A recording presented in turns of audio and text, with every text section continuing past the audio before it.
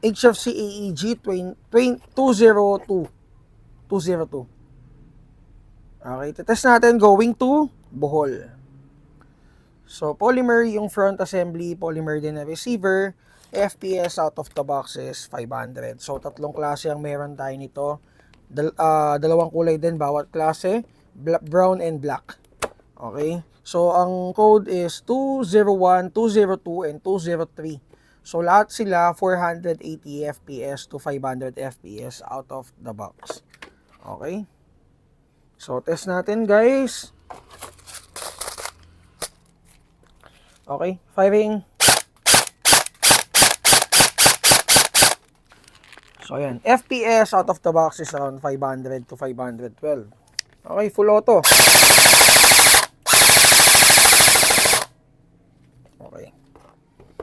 So, HFC AEG 202. Black. Okay, thank you kayo, sir. Next is the, ito para kay Sir, John Michael.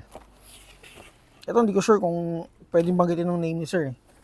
Going to Pampanga, LT36TV9, Gen 3 ng Lancer Tactical.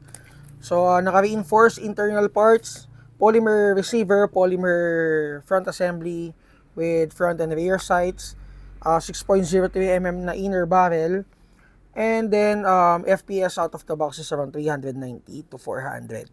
So, with case na rin siya guys, and cleaning rod. Okay, so yung Nebula ETU niya is fully programmable. Pwede mo siyang i-program ng 2-round burst, 3-round burst, and 4-round burst, 5-round burst, and binary. Okay, so test natin. By the way, magazine capacity is 300 rounds. Okay, firing. Full auto.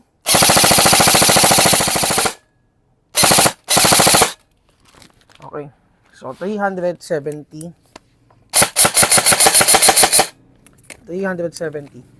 FPS.